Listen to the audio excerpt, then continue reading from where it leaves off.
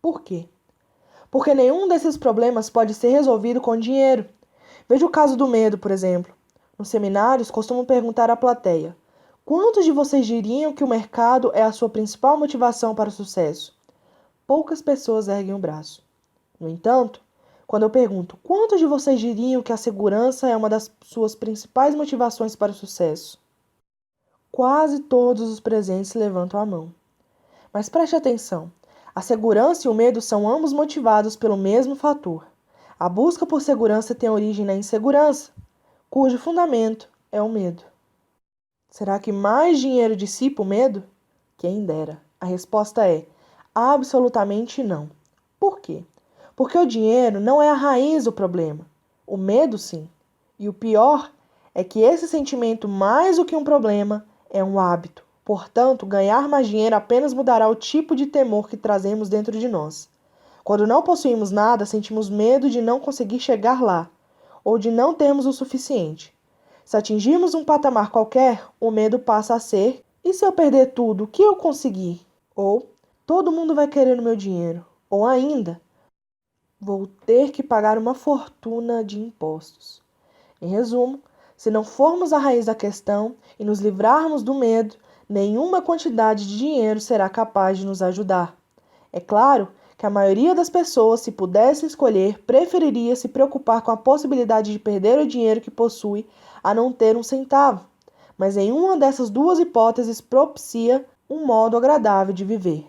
Assim como existem pessoas movidas pelo medo, há quem seja motivada a alcançar o sucesso financeiro para provar que é suficientemente capaz. Vou tratar detalhadamente desse desafio na parte 2. Por enquanto, apenas entenda que nenhuma quantidade de dinheiro jamais fará de você alguém competente. O dinheiro não pode transformar em algo que você já é. Volto a dizer, assim como acontece com o medo, a necessidade de provar a sua competência o tempo todo acaba se tornando o seu modo de viver. Nem passa pela sua cabeça que essa necessidade está governando seus atos. Você se considera um grande realizador, um baita líder, uma pessoa determinada, características que são todas excelentes. A questão que permanece é: por quê? Que motor está na raiz de tudo isso? No caso dos indivíduos movidos pela necessidade constante de provar que são capazes, nenhuma quantidade de dinheiro consegue aliviar a dor daquela ferida interna que faz com que, para eles, todas as coisas e todas as pessoas da sua vida não são o suficiente. Nem todo o dinheiro do mundo, nem qualquer outra coisa do gênero será o bastante para quem não se sente capaz. Mais uma vez, está tudo dentro de você. Lembre-se, o seu mundo interior reflete o seu mundo exterior. Se você não se considera pleno, acabará confirmando essa crença e criando a realidade de que não tem o suficiente. Por outro lado, se você se sente uma pessoa plena, validará essa crença gerando abundância. Por quê? Porque a plenitude é a sua raiz e ela se tornará o seu modo natural de viver. Desvinculando a sua motivação para ganhar dinheiro da raiva, do medo e da necessidade de autoafirmação, você poderá estabelecer novas associações para prosperar financeiramente por meio do propósito da contribuição e da alegria. Assim, nunca terá que se livrar do dinheiro para ser feliz.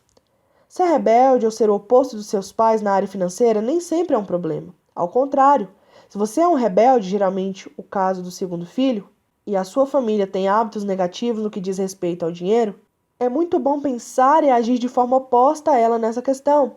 Por outro lado, se os seus pais são bem-sucedidos e você está se voltando contra eles, pode estar a caminho de enfrentar sérias dificuldades financeiras. Em qualquer dos casos, o importante é reconhecer como seu modo de ser se relaciona com um dos seus pais, ou com ambos em matéria de dinheiro. Passos para a mudança. Exemplo: conscientização. Pense no modo de ser e nos hábitos dos seus pais em relação à riqueza e ao dinheiro. Liste por escrito em que aspectos você se considera igual a cada um deles ou seu oposto. Entendimento. Escreva sobre o efeito que esse exemplo vem causando na sua vida financeira. Dissociação.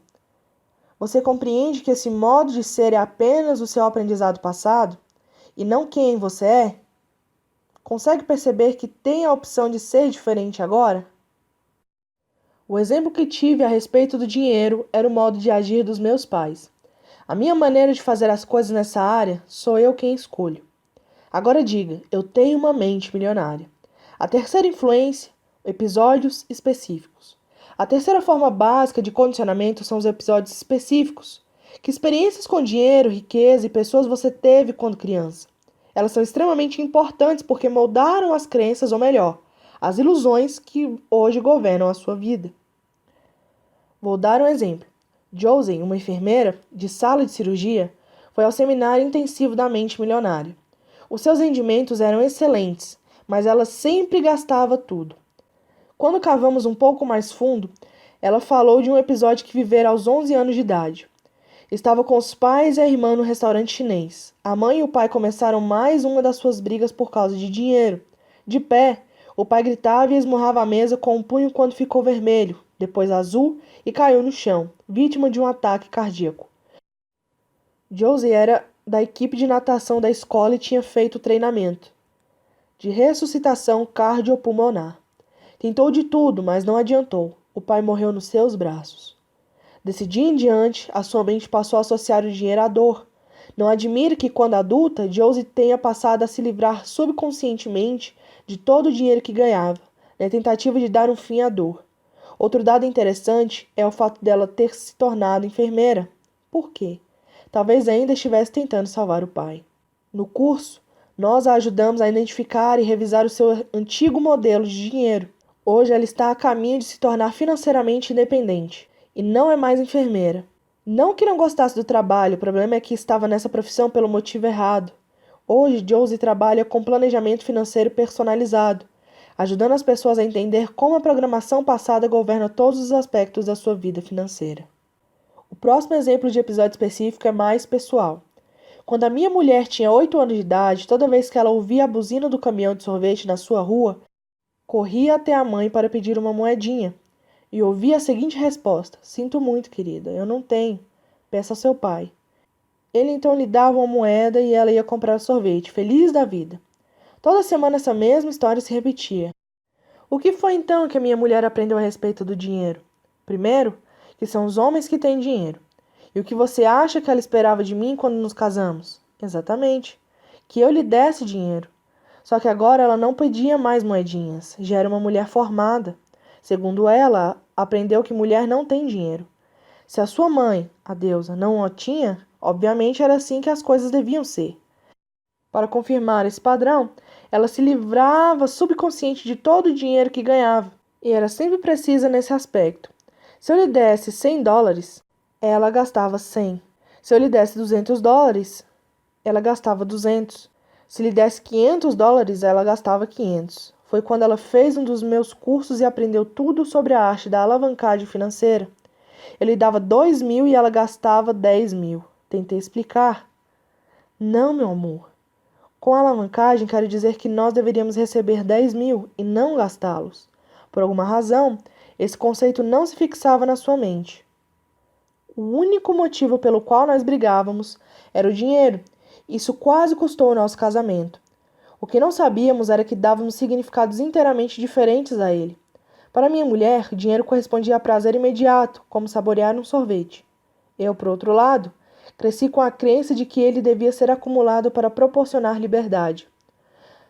No que me dizia a respeito, quando a minha mulher gastava dinheiro, ela estava acabando com a nossa liberdade futura.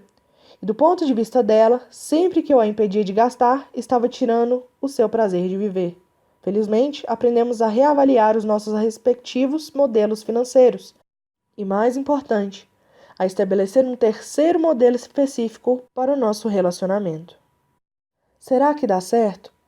Deixei-me responder da seguinte maneira. Eu testemunhei 3 milagres na minha vida: o nascimento da minha filha, o nascimento do meu filho, o fim das minhas brigas com a minha mulher por causa de dinheiro. As estatísticas mostram que a causa mais frequente das separações e divórcios é o dinheiro. E o principal motivo por trás das brigas não é o dinheiro em si mesmo, mas o conflito entre modelos de dinheiro. Não importa quanta grana você tenha ou deixe de ter, se o seu modelo não é compatível com o da pessoa com quem se relaciona, há um grande desafio à sua frente.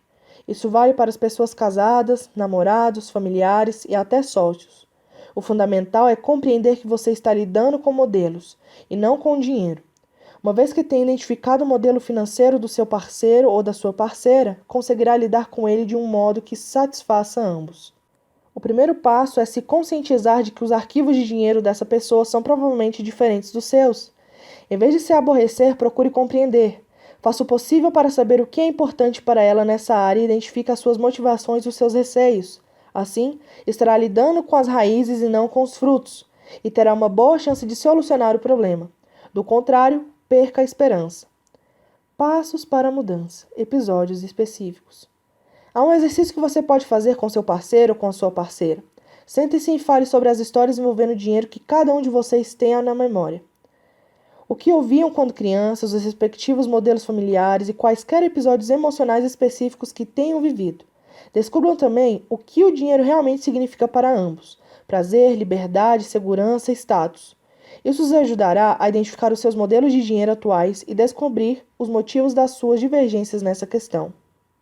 Em seguida, falem a respeito do que vocês querem hoje, não como indivíduos, mas como parceiros. Cheguem a um acordo e decidam sobre os seus objetivos gerais e as suas atitudes em relação a dinheiro e sucesso.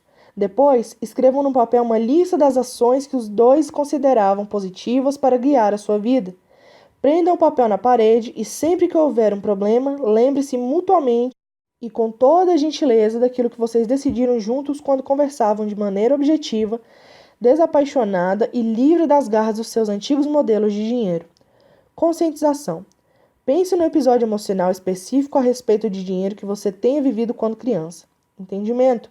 Escreva sobre como esse episódio pode ter afetado a sua vida financeira atual. Dissociação. Você compreende que esse modo de ser é apenas o seu aprendizado passado e não quem você é? Consegue perceber que tem a opção de ser diferente agora? Eu me liberto das minhas experiências passadas negativas com dinheiro e crio para mim um futuro novo e rico.